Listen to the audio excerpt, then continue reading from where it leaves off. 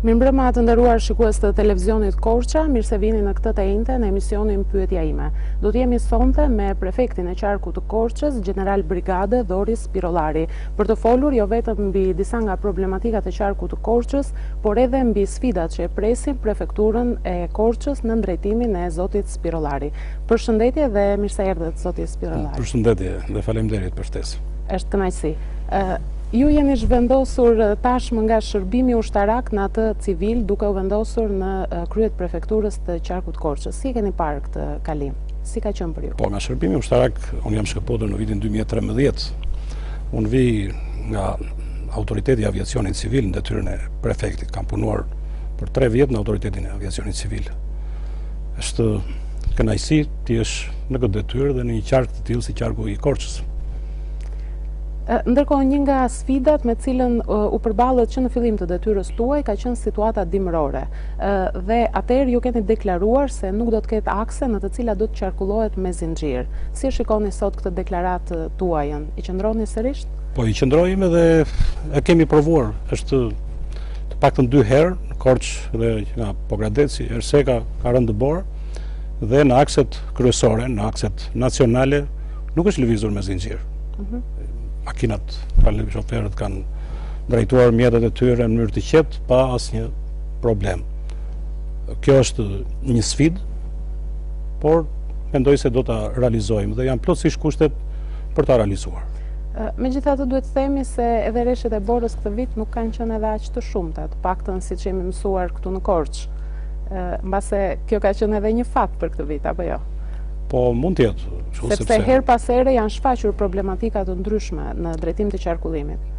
Unë mund të them që pavarësisht nga ka pasur dëbor, sigurisht rreshtet nuk kanë qenë të dëndura, nuk kanë qenë në trashësi, por jemi provuar dhe gjithë kompanitë që mirëmbajnë këto akse janë vënë në provë dhe kanë treguar që janë në gjendje për ta mirëmbajtur rrjetin sipas standardeve ndërkombëtare.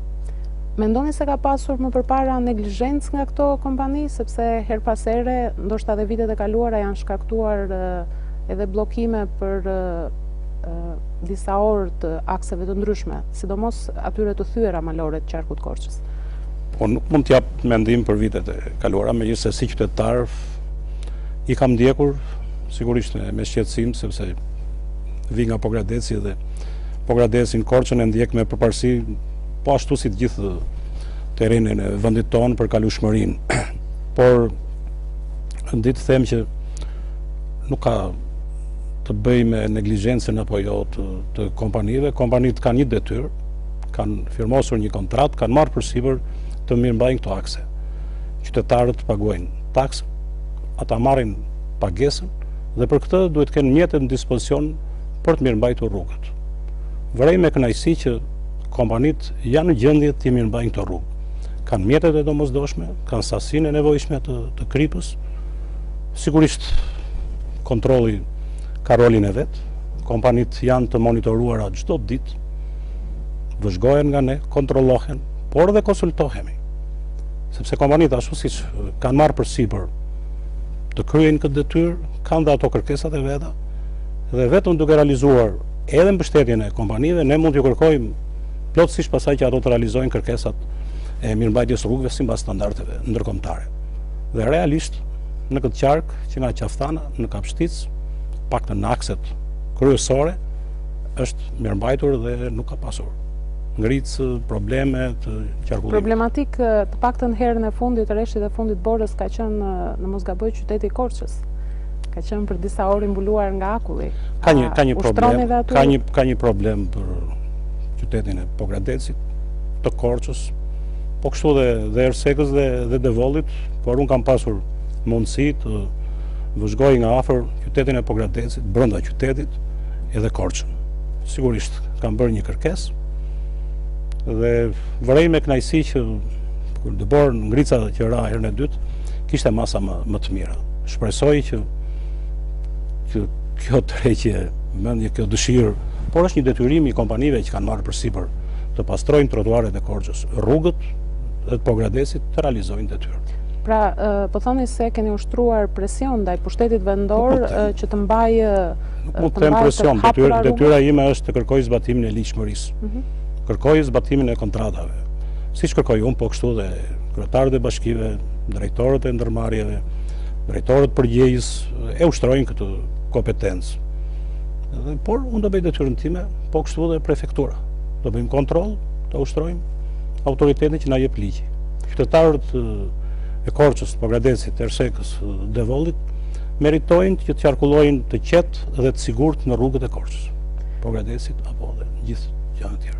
Zoti prefekt, ka pasur shumë raste të trajtuara edhe në kronikat tona në edicionet e lajmeve, kur firmat e kontraktuara për mirëmbajtje ndihmërore nuk janë paguar për punën e tyre. Sot si është kjo situatë? Janë shlyer të gjitha detyrimet ndaj këtyre firmave, sepse vërtet kërkojmë që ato të punojnë dhe të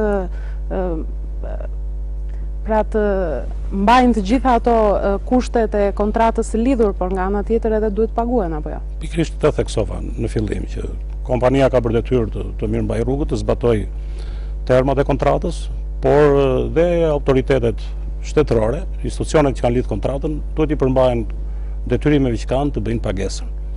Tashmë vërej me kënaqësi që pagesat janë realizuar. Drejtoria rajonale e rrugëve të Gjirokastrës, autoriteti rrugor, sipas kontratave që kanë lidhur me kompanitë, kanë bërë pagesat në pjesën më të madhe, mund të ketë diferenca të vogla, por këto nuk ndikojnë në kryerjen e detyrës nga kompanitë. Ndërkohë, Kryeministri Edi Rama para disa ditësh ka pasur një takim me prefektët e qarqeve dhe me kompanitë të mirëmbajtjes akseve rrugore, ku është shprehur se do të fillojë një kapitull i ri për mirëmbajtjen e rrugëve. Ju keni qenë aty prezent. Çfarë mendoni se pati parasysh Kryeministri me këtë? Po, është e vërtet, tashmë detyra është vënë, një pjesë të standardeve janë arritur, jemi në kushtet të reja dhe realisht ka filluar një etapë e re të mirëmbajtjes të rrugëve. Ka filluar të lidhen kontrata për shembull afatgjat. Kompania që mirëmban aksin nga Qaftana në Kapshtic ka një kontratë 5 vjeçare. Kjo kompani ka mundësi që të blejë mjetet, dhe siç i ka blerë, të sigurojë sasinë e nevojshme të kribës, sepse ajo e ka kontratën 5 vjet. Ndryshe nga kompanitë që hapin rrugët bashkiake apo rajonale, që kontratat i kanë 1 vjeçare, harxojnë shumë kohë gjatë lidhjes kontratave, shpeshherë edhe në mes të vitit, pikërisht duke lidhur kontrata afatgjat, duke marrë financimet, kompanitë janë në gjendje që të kryejnë detyrë. Këto kontrata afatgjata do të lidhen për të gjitha akset nacionale të qarkut Korçës, sepse përmendet vetëm aksin nga Qaftana në Kapshtic, por kemi dhe të tjera akse nacionale, ndoshta edhe ato që të çojnë në fshatrat turistik, po them të Dardhës, të Voskopojës, ndoshta rruga e Ersekës. Aktualisht është lidhur vetëm kjo kontratë 5 vjeçare, është në monitorimin e Bankës Botërore, është një eksperiment, pikërisht këtu fillon dhe kapitulli i ri dhe etapa e re, domethënë që kjo kompani i ka të gjitha mundësitë, pasi merr financimet paraprake, i investon ato dhe mjetet që fondet që harxhon investohen në mjete. Kështu mendoj që do po tentohet që të lidhen dhe kontratat të tjera edhe të për rrugët e tjera. Ndërkohë në këtë takim që patët me Kryeministrin Rama, ai përmendi edhe flotën e solidaritetit. Çfarë është kjo flotë? Po ne sot kemi të evidentuar të gjitha mjetet, të gjithë kompanitë që veprojnë në qarkun e Korçës. Kemi drejtuesit e subjekteve, kemi numrat e telefonave dhe të gjitha kompanitë në rast se do ketë nevojë për të ndërhyrë në mënyrë të pjesshme, disa orëshe ose edhe më gjatë, të ndihmojnë në hapjen e akseve rrugore apo në eliminimin e pasojave që mund të ndodhin. Këtë gjë do ta bëjnë në mënyrë vullnetare? Këto do ta bëjnë në mënyrë vullnetare, po sigurisht duke marrë atë pagesë të mbështetjes që kanë në karburant apo në mjetet të tjera, siç është ligji i emergjencave civile. Pra kjo është ato kryen me solidaritet, sepse hapin rrugët ku punojnë vetë, ku kryejnë veprimtarinë, ku është një komunitet, kurse do ketë pagesa pa diskutim. Këto do të jenë kompani të mirëmbajtjes së rrugëve që janë aktualisht apo edhe kompani të tjera, kompani private? Subjekti privat që realisht është në qarkun e Korçës apo që bëjnë ndërtime në akset kryesore apo në investime të mëdha, siç dhe i kemi thirrur realisht. Pra kjo do të jetë një lloj bashkëpunimi mes shtetit dhe privatit për të ndihmuar edhe në ato akse ku Ky është një bashkëpunim, në fund është realizimi i misionit qytetarët të kenë një jetë më të mirë, pasojat e papriturave që mundodhin të emergjent t'i eliminojnë sa më shpejt. Zoti prefekt, tashmë keni rreth 3 muaj që jeni në krye të prefekturës së qarkut të Korçës. A mendoni se keni arritur ta prekni vetë të gjithë qarkun dhe të njihni problematikat? Kam parasysh këtu një mbledhje të shtabit të emergjencave para disa muajsh, kam qenë prezent aty dhe në fakt më ka bërë përshtypje mënyra se si ju kërkonit realisht të dinit problemet, jo vetëm të thoshit diçka për media, siç ne gazetarët ishim mësuar të paktën për disa vite të dëgjonim në këto zyra. Pra e keni prekur, i njihni tashmë të gjitha problematikat e qarkut?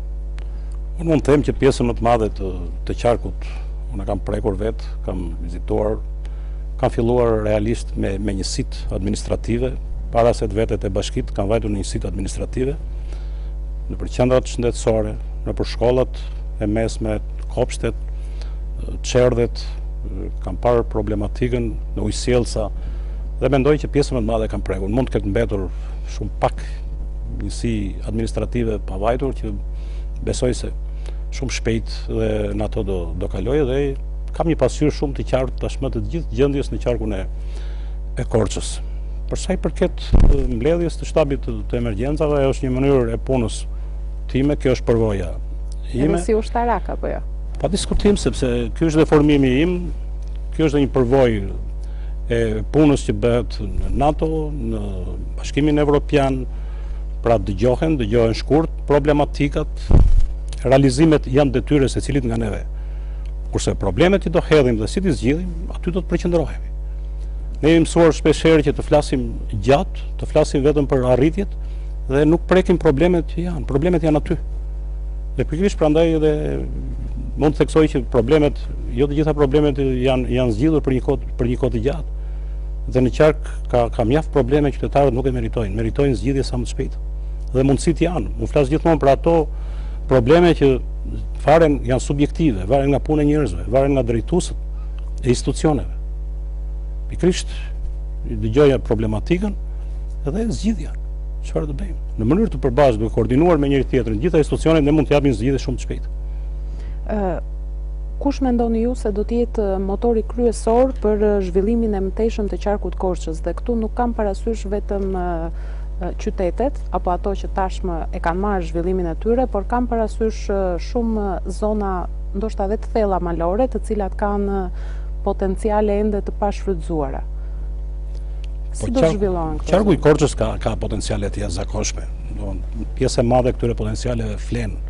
Realisht kjo ka ardhur edhe nga tranzicioni i gjatë i largimit të banorëve nga periferia, duke ardhur në Korçë, duke lëvizur për në Tiranë apo dhe jashtë shtetit.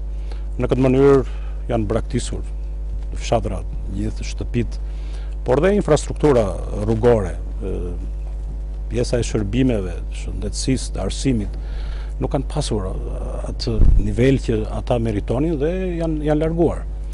Keni parasysh këtu edhe zonën e Mokrës për nga jeni dhe vetë? Patjetër dhe Mokra dhe mos Mokra e sipërme ka një largim shumë të madh të banorëve për Pogradec dhe në Tiranë, po edhe jashtë Shqipërisë. Por me përmirësimin e akseve rrugore, që për hir të vërtetës po bëhen investime shumë të mëdha, jo vetëm rrugës nacionale që është Qukës qaftë Ploç, por dhe në rrugët që lidhin fshatrat me njëra tjetrën, por edhe projektet e qeverisë për financimin edhe ndërmjet grandeve, por dhe projekti për 100 fshatrat që do të mbështeten fshatrat turistik. 13 fshatra, nëse nuk gabohem, janë në qarkun e Korçës. 13 fshatra janë të shpallura, por ne po punojmë tashmë për një strategji rajonale të turizmit të qarkut të Korçës. Kemi mbledhur grupin e punës, do hartojmë dhe unë mendoj që ka shumë më tepër fshatra dhe objekte që do të kthehen në interes të turizmit. Pra po thoni se motori kryesor i zhvillimit për gjithë qarkun do të jetë turizmi. Unë thënë do të jetë agrobiznesi, industria përpunuese, industria e lehtë për prodhimet bujqësore, për hortikulturën, por dhe kjo do të shërbej turizmit. Do thonë kushdo që vjen dhe viziton Korçën, do të provoj ushqimin që prodhohet në Korçë, pijet që prodhohen në qarkun e Korçës. Dhe ne nga kjo realisht jemi larg atij standardi që kërkojnë turistët. Unë kam pasur shansin të studioj në Gjermani, të njoh mentalitetin e turistëve gjerman, po jo vetëm gjerman, sepse shkolla ku isha unë ishte ndërkombëtare. Dhe kemi vizituar shumë qendra turistike, dhe secili që viziton do të provojë shijen e ushqimit që gatuhet, të verës, traditat e asaj zone. Jo do vinë në Korçë të prodhojnë verë franceze. Sigurisht do të tregtohet dhe vera franceze, pa ata duan të provojnë prodhimet e vendit. Pra duke zhvilluar agroturizmin, ne do jemi në gjendje që të thithim shumë herë më tepër turistë. Kam përshtypjen se nuk është se mungojnë prodhimet e vendit, por ato nuk janë të certifikuara, nuk janë të njohura ndoshta nga një pjesë shumë e vogël është certifikuar, pjesa tjetër është një sfidë, sepse edhe mentaliteti jonë është të prodhojmë për vete, për konsum personal, familjar, marrë vetëm festën e verës që u bën Pogradec, dhe secili nuk kishte etiketë të jepte stambër në verën çfarë prodhimi është, kujt fabrike është, apo e kujt butit familjare, sepse edhe me një sasi të vogël, po të kesh etiketën, ai që provon ndihet i sigurt që ka prodhuar X banor. Kjo strategji e turizmit që ju përmendët, çfarë mendoni se do të ndryshoj konkretisht? Sepse kam parasysh këtu që ndër vite, të paktën në këto 27 vjet, Korçës, por edhe Shqipërisë nuk i kanë munguar strategjitë. Ndoshta të hartuara edhe nga vetë shteti, por ndoshta edhe nga të huajt nëpërmjet projekteve. Konkretisht, mendoni se do të ndryshoni diçka? Mendoj që ne duhet të hartojmë një strategji të zbatueshme. Ne kemi traditë që hartojmë shumë strategji, po i futim në sirtar. Pikërisht, këtu e kisha fjalën. Kurse strategjinë që po hartojmë ne, kam besim që do të jetë e zbatueshme. Të gjitha objektet e trashëgimisë kulturore do të vijnë në zbatim për të vizituar nga turistët. Po marrim një pjesë të rrugës Egnatja, varret Ilire në Selcën e poshtme, mozaikët e Linit, Tushemishti, kalan Pogradecit, Maliqi ka një sër objektesh të trashëgimisë të pazbuluara. Korça po kështu, është një trevë që pasurit flen. Po duke hartuar këtë strategji, duke bashkëpunuar me Ministrinë e Kulturës, me pushtetin vendor, por dhe duke gjetur dhe financime të huaja. Dhe vërteta është që të gjitha zbulimet arkeologjike në Shqipëri janë bërë me financimet e huaja, shumë pak me financimet e vendit vetëm në një periudhë të shkurtër. Pra ne do kërkojmë financime dhe kur i kërkojmë për një objekt të saktuar, jam i sigurt që do i gjejmë financimet. Financime ka në botë, në Europë, në rast se kërkojnë, sepse këto janë jo vetëm trashëgimi e pasurisë shqiptare, po janë dhe ndërkombëtare. Dhe këto do të kenë gradualisht të vizitueshme. Nuk është thënë të zbulohen gjithë qyteti në Selcën e poshtme, se nuk janë vetëm varret. Aty flet një qytet. Sipas arkeologëve, kam përshtypjen që do të duhen shumë të mëdha. Do të duhen po pjesërisht e para të filloj me duke vizituar ato që janë të hapura, varret, duke i kthyer shtëpitë tradicionale, disa nga shtëpitë në Bujtina dhe në Korçë tashmë kanë filluar, e kanë bërë traditë këtë dhe po del shumë efektive. Të njëjtën gjë kjo do fillojë edhe në fshatra. Këtu ka dhe ferma që i kanë aplikuar dhe për mungesë grande sot ato ferma flen, janë kthyer në fshatra turistike. Unë para disa ditësh vizitova një qendër të tillë dhe realisht ka mbetur i habitur. I kishte të gjitha. Që nga një rezervuar, do të thënë mbjelljet, pemëve, për hipizmin, gjitha gjëra. Do me një investim të vogël dhe mungonte vetëm një rrugë 2 kilometra e gjysmë. Pjesa tjetër e gjithë rrugës ishte e shtruar. Me një financim minimal nga shteti, ajo për këtë vit kthehet në të vizitueshme dhe kishte provuar të mirë dhe turistë huaj. Mendoni se të gjithë banorët janë të orientuar drejt këtyre që po thoni ju, apo ka edhe nga ata të cilët kanë potenciale të pashfrytzuara turistike rreth tyre dhe ende nuk dinë se çfarë të bëjnë me to, apo nuk dinë se nga t'ja fillojnë? Po duhet roli koordinuesi i shtetit dhe orientues që t'i orientoj. Ka shumë objekte në Korçë të historike. Vetëm rilindasit po të marrësh. shtëpit ku është përhapur gjua shqipe.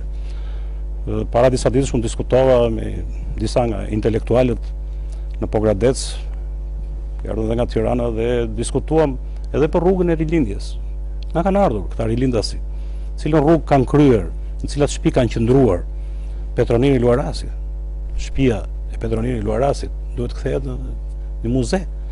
Ka me dhjetra të tjerë, dëgjok shqiptarit. Ekzistojnë vetëm muret sot, ka një emër, një shkollë, por ne vetëm i përmendim, nuk e dim ku kanë jetuar këta njerëz. Të gjitha këto objekte, po marrë dhe shtëpinë e një kolosi të letërsisë, të poezisë, Lazgush Poradeci.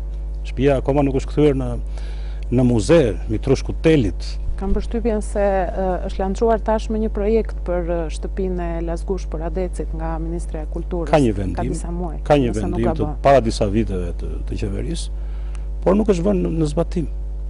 Po kështu ka me dhjetra objekte që ne duhet i vëmë zbatim. Të huajt vënë e kthejnë të vizitueshme edhe minierat. Unë kam vizituar në Gjermani minierat e Qymyrit siç është e Mborjes. E kishin kthyer në muze. Dhe me dhjetra turist vizitonin minierën. Mua më kujtua Valjesi, se kam punuar në minier për një kohë caktuar vet. Edhe më kujtua vizita. Ne këto i lëm të shembe. Po të marrim rast, ose minierat e Kripës në Poloni. Me dhjetra vizitor, brenda në minierës bëshin dhe dasma, bëshin bekime. Shiftet shkonin atje, merrin bekimin. Zoti prefekt, kryetari i Partisë Demokratike për Degën e Korçës, Andrea Mano, këtu në këtë studio ka deklaruar një javë më parë se kanë qenë të shumta zonat malore të qarkut Korçës, të cilat kanë qenë të mbuluara me kanabis apo të mbjella me kanabis. Ju jeni edhe kryetari i shtabit kundër drogës si prefekti i qarkut Korçës. Si mendoni se është kjo situatë dhe a mund të ndikojë një gjë e tillë tek turizmi? Nuk e di se si ka qenë situata, thjesht kam parë informacionet, sepse kam afërsisht 3 muaj, por vërej me kënaqësi që kjo është një etapë tashmë e kaluar. Do thënë masat janë të plota, policia është në krye të detyrës, po dhe pushteti vendor është në krye të detyrës, krye pleqt të njësive administrative, dhe mendoj që nuk është problem më për të diskutuar. Sigurisht ne koordinojmë, kërkojmë llogari tashmë dhe mendimi jonë është që popullit, banorët duhet investojnë në ato sektor që i japin dhe që të jenë të ligjshme. Dhe ka shumë mundësi për të investuar në këto, siç po flasim për agrobiznesin, për turizmin familjar, për fshatrat turistik, pra mos mbetemi me 13 fshatra, po t'i bëjmë 30, Korça ka potenciale. Sigurisht.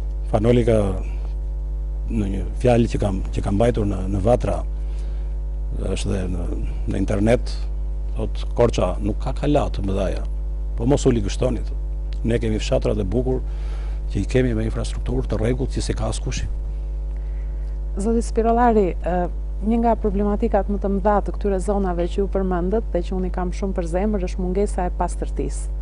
Dhe kjo shpeshherë vjen jo vetëm nga hedhja pa kritere mbetjeve dhe inerteve, por edhe nga mbajtja e bagtive brenda zonave të banuara. Dhe ju, nëse nuk gabohem, keni deklaruar se do t'i largoni bagtit nga zonat e banuara. Si do t'a bëni këtë? Dhe a do ndikoj kjo tek ta banor? Për qarkun e Korçës, ose për Shqipërinë juglindore, ka një projekt të financuar nga Banka Gjermane, po edhe nga qeveria shqiptare, që të gjitha mbetjet të grumbullohen në një vend dhe të përpunohen në një mënyrë jo të plot, por të grumbullohen. Pra kjo do të jetë një zgjidhje afatgjatë për mbetjet.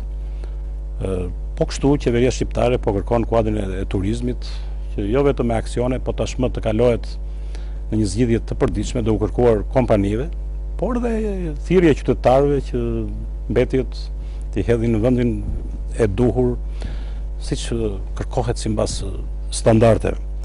Mendoj se shumë shpejt projekti mbasi të zgjidhim dhe një problem që është në rrethin e Pogradecit për një nën stacion, shumë shpejt projekti do fillojë zbatimi dhe mendoj që do të jetë shumë më mirë se sa qytetet e tjera apo qarqet e tjera. Për sa i përket mbajtjes baktive në qendrat e banuara, ajo është ndaluar me ligj. Unë i mirë kuptoj banorët, kanë kaluar një fazë kalimtare të tranzicionit të vështirë, kanë pasur edhe probleme, dikush e ka edhe mbi jetesë sepse me të jeton, prandaj duhet jemi shumë të kujdesshëm dhe në mënyrë graduale t'i largojnë nga qendrat e banuara. Ku duhet i çojnë? Sigurisht do filloj nga ato fshatra që janë fshatra turistik, do filloj nga Lini, Tushemisht nuk ka, po mund të ketë diçka të veçantë, por nuk është problem, dhe në fshatrat e tjera. Populli shqiptar ka një traditë, sidomos të fshatra që përmenda, që kanë stanet që nxjerrin larg fshatit.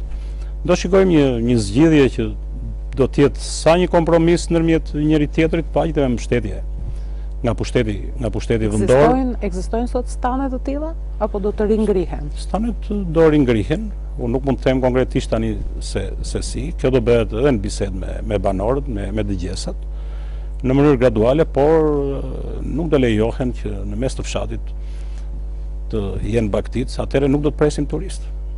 Por me turizmin jetojnë të gjithë, me bagtit jetojnë vetëm disa vetë. Sigurisht, por kush mendoni se do t'i siguroj këto bagti që do të largohen nga fshatrat? Pikërisht, kam parasysh këtu që për disa prej fermerëve, mbajtja e disa krerëve bagti është e vetmja mundësi për të jetuar. Pikërisht, prandaj thash do gjejmë një zgjidhje në bashkëpunim me pushtetin vendor, deri te financimi mbase për një periudhë të shkurtër ose të një pjesë të shpenzimeve nga njësitë vendore. Dhe pjesën tjetër nga vetë banorët që t'i ruajnë këto stane. Jo të rinë banorë, se nuk do ketë kuptim që banorët t'i ruajnë vetë 10 bagti. Dhe kjo ka qenë traditë edhe shqiptar. Nuk është e re, domethënë. E re është kjo që janë kthyer në fshatra, në shtëpi. Pra këtë verë nuk do të kemi më bagti në fshatrat turistike. Në mënyrë graduale po, por në disa fshatra, siç është Lini jo. Linin përmendni të tjerë. Po Lini sepse është i pari që do të eksperimentohet, është një fshat shumë i bukur, frekuentohet shumë nga turistët dhe e ka problem të theksuar këtë, e ka që në hyrje. Po kështu të vazhdojmë pastaj edhe me fshatrat e tjera. Nuk e ka këtë se kam parë në Dardë, për shembull. Voskopoja më thonë që ka diçka. Kam përshtypjen disi më të orientuara drejt të ardhmes së tyre. Pikërisht, e kanë provuar dhe turizmin, leverdinë e turizmit dhe i kanë larguar vetë. Në njëjta gjë do ndodhi në këto fshatrat e tjera. E kuptoj. Zoti prefekt, një tjetër kërkesë juaja drejtuar njësive të qeverisjes vendore ka qenë parashikimin në buxhetet e tyre të fondit emergjencave deri në masën 3%.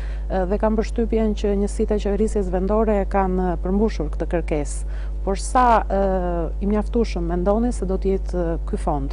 Pasi ka dhe bashki shumë të vogla, siç është bashkia e Pustecit me një fond shumë të vogël. Dhe sigurisht që edhe fondin e emergjencës prej 3% ka akoma dhe më të vogël. Mendoni se do të arrihet të përballohen emergjencat me këto fonda? Unë kam kënaqësi të them që bashkitë kanë plotësuar këtë kërkesë. Ka një rritje të ndjeshme të fondeve për emergjencat. Kjo ka ardhur edhe si nevojë e brendshme sepse drejtuesët e bashkive ndjejnë problemet që kanë qytetarët, nga djegja e shtëpive, nga rrëshqitjet e tjera, dhe i kanë plotësuar këtë. Sigurisht është e pamjaftueshme. Ky fond është i pamjaftueshëm, por ka dhe fond rezervë që mbahet nga Këshilli i Ministrave, nga Drejtoria e Përgjithshme e Emergjencave. Shpresojmë që të ketë një zgjidhje më të mirë dhe do të ketë një zgjidhje më të mirë. Pra me këtë fond do plotësohen një pjesë të mirë të nevoja. Këtu nuk bëhet fjalë për një emergjencë në rang qarku, bëhet fjalë vetëm për nevojat që kanë qytetarët, vetëm ato do përballojnë. Siç ishte edhe emergjenca që kaluam këtë.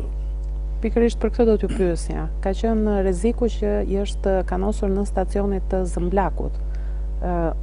Ju keni thënë se do të bënit një analizë lidhur me këtë ngjarje. Çfarë ka rezultuar? Çfarë ndodhi aty? Analizën dhe a do të përsëritet sërish e njëjta ngjarje? Unë analizën e kam realizuar me ekspert, por nuk është analizë plot, sepse do bëj dhe një analizë të dytë. Por në analizën që kam realizuar është që ka pasur një mungesë organizimi dhe mos ndarje të përgjegjësive. Kanë dalë vendime pas vendimeve të Këshillit të Ministrave, por këto vendime nuk kanë shkuar deri në fund. Nuk ka një kalim me inventar të kanaleve të dyta dhe të treta, nga shoqatat e kullimit, të vaditjes, te bashkit, nga bordi i kullimit, dhe ka pasur mos mbajtje të përgjegjësisë se kush e ka. Çfarë ndodhi aty? Nuk u hapën porta kur? Tashmë ne kemi një evidencë shumë të saktë të gjithë rezervuarve në qarkun e Korçës me kapacitetet, dhe për secilin rezervuar ka një përgjegjës, ka një numër telefoni. Do të thënë është arritur për këto 2 muaj të evidentojmë për secilin problemet që kanë secili rezervuar apo i mbledhës. Përgjegjës do të shërbej për të njoftuar në këtë rast? Para duhet të jetë për ta mbajtur nën kontroll, ta menaxhoj rezervuarin, i mbledhësin, nëse është për përdorim për energjinë, të përdori energjinë aq sa duhet, për vaditje aq sa duhet, pra të krijojë një ekuilibër ndërmjet përdorimit të ujit, krijimit të rezervës për në verë, por dhe për të shmangur rreziqet në rast se ka i bjerë telefonit. Dhe mbas kësaj të gjejmë zgjidhje, jo të krijohet ajo situatë që u krijua në Zëmblak, një situatë shumë e vështirë, që u rrezikua nën stacioni dhe një vlerë shumë e madhe monetare, por dhe me ndikim në jetën e popullatës për ndriçimi. Ju thoni që nuk do të ndodhë më një situatë e tillë? Jo, nuk do të ndodhë, dhe s'ka si të ndodhë, sepse të gjithë janë në krye të detyrës. Pra nuk kanë qenë në krye të detyrës. Duke mos patur një ndarje të qartë përgjegjësive, këtu ka qenë. Nuk mund të akuzoj njerëzit që s'kanë qenë në krye të detyrës. Kanë qenë, por nuk e kanë ndarë. Nuk dinin kujt ishte përgjegjësia te digat për ta hapur portat, që duhet hapeshin që në shtator, sipas vendimit, udhëzimit që ka pasur. Dhe çfarë do bëshe pasaj me tutje? Kemi gjetur dhe porta të tjera, të kanale vendimse të pahapura, domethënë. Ju i keni ndjekur në çdo hap, ka qenë jo pak stresante, por u zgjidh. Kjo është lajm shumë pozitiv, kaloi pa probleme ose me probleme të vogla, dhe ne do të nxjerrim mësime dhe kemi nxjerrë mësime që mos përsëritet. Ndërkohë, ura e Zëmblakut ka qenë, besoj ajo vion ende të jetë e bllokuar për mjetet dhe për kalimtarët për shkak të pothuajse shëmbjes së saj. Ura e Zëmblakut ka dalë jashtë përdorimit. Ne e kemi bllokuar për të mos rrezikuar jetën e qytetarëve. Dhe tashmë është marrë një vendim, dhe nesër forcat e sigurisë të Kosovës, së bashku me ekspertët e Ministrisë Mbrojtjes, inxhinierët shqiptar, do fillojnë nga puna për të hedhur një urë metalike, 52 metra e gjatë është, dhe me i peshmbajtje gati 60 ton. Dhe do vendoset, po të njëjtën kohë ka filluar projektimi i urës së re nga Autoriteti Rrugor Shqiptar. Pra kjo urë që do të ndërtohet nga forcat e sigurisë Kosovës do të jetë provizore? Kjo do të jetë provizore, dhe në vendin ku është ura do ndërtohet një urë e re. Dhe kur do të ketë mundësi kalimi në këtë urë provizore? Ura provizore shumë shpejt. Nuk mund të them 5, 6 apo 7 ditë, po jo më shumë se 10 ditë. Kjo është koha për ta hedhur. Dhe në këtë urë do të kenë mundësi të kalojnë të gjitha mjetet, sepse ka një kufizim të ura tjetër. Deri në 60 ton. Deri në 60 ton. Deri në 60 ton. E kuptoj. Dhe ishte një lajm i mirë ky. Po, falenderoj që zgjodhët emisionin Pyetja ime për ta dhënë. Zoti prefekt, unë do doja në këto momente të ndiqnim një insert, janë disa pyetje të sindikatës minatorëve. Ata kanë parashikuar të zhvillojnë edhe një lloj tubimi apo një lloj proteste paqësore, e cila do të jetë javën e ardhshme, por në këtë rast kanë disa pyetje për ju. I lutem regjis që ta vendos insertin në këto momente.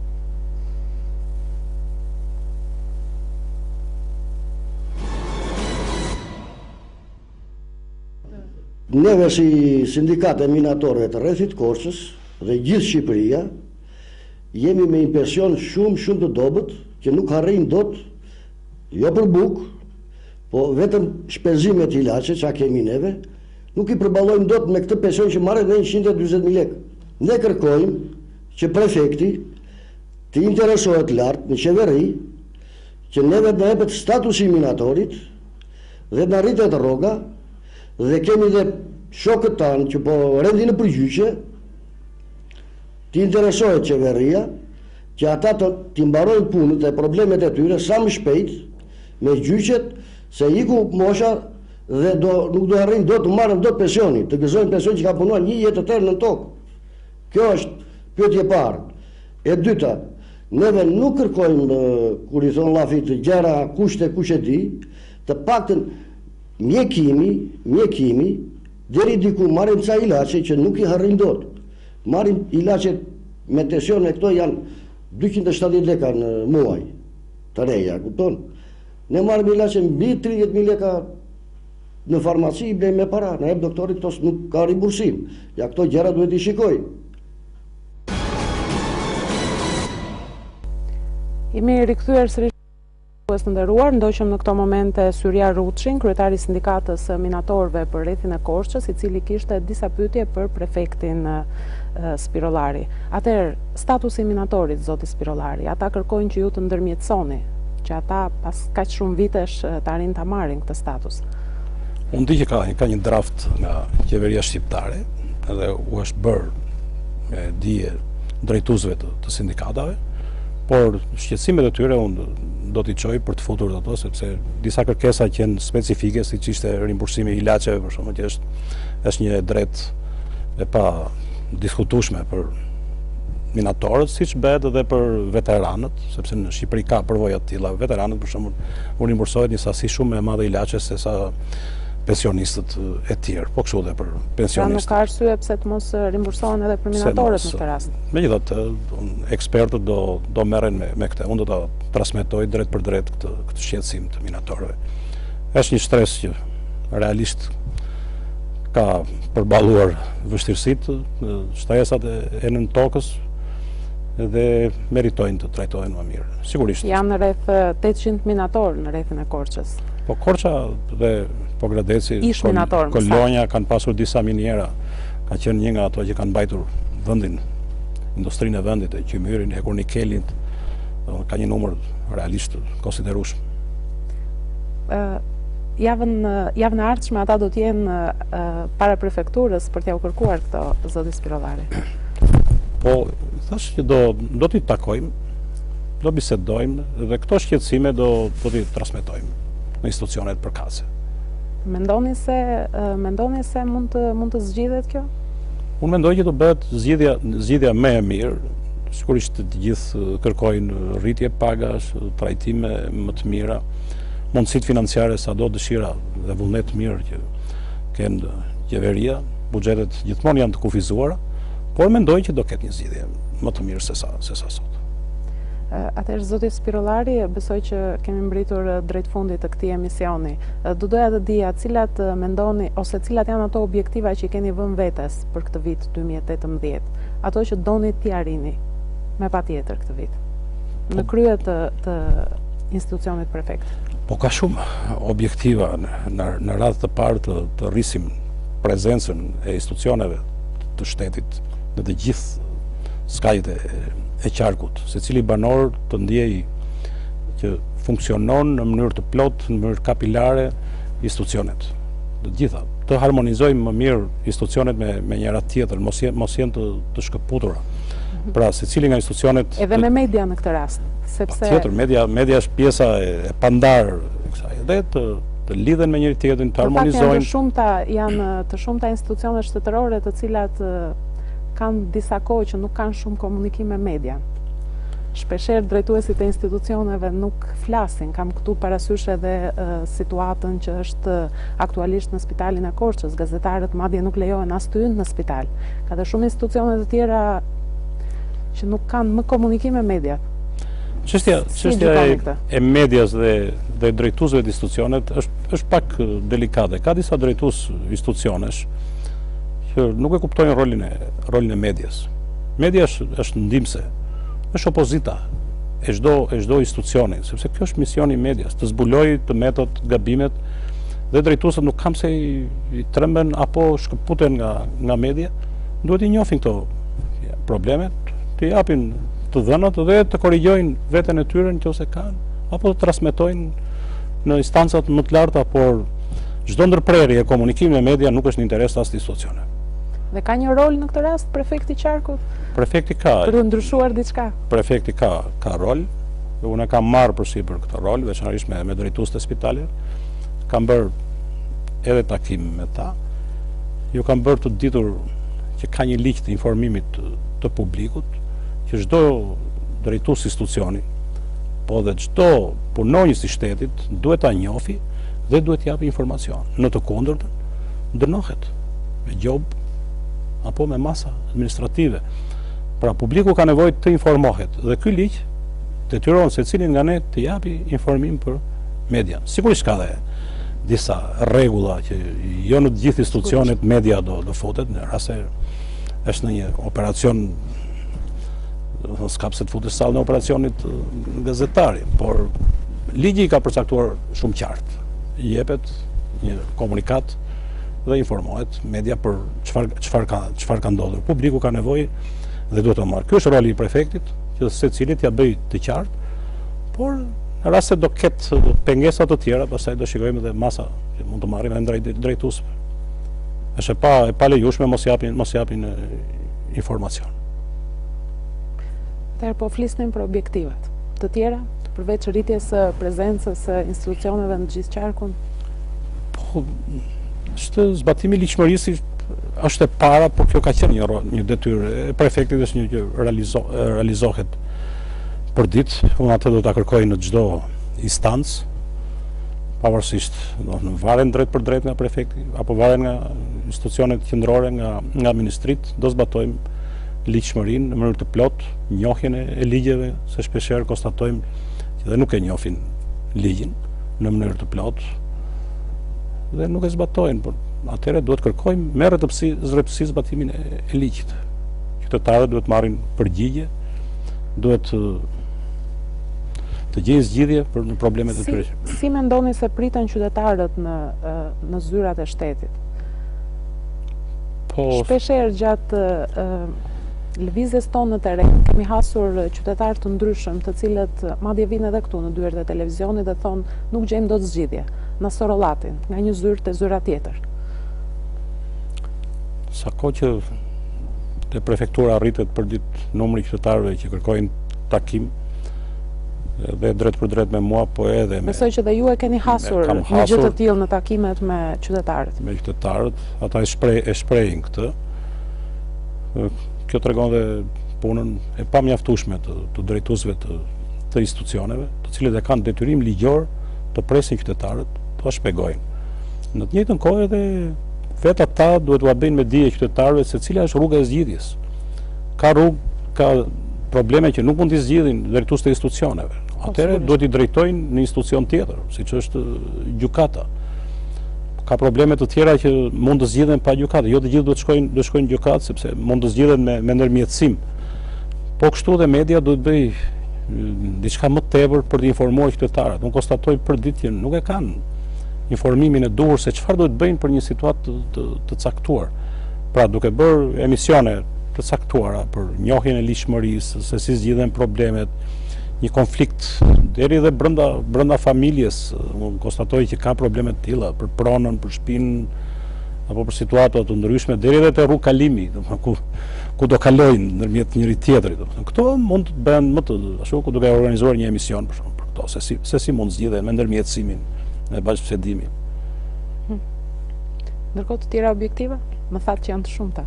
Po janë të shumta, s'mund të numëroj të gjitha. Kryesorja është hapja e fronteve të punës. Sigurisht prefekti këtu nuk ka rolin kryesor, por duke nxitur institucionet që të punojnë më mirë, duke thithur më shumë investime.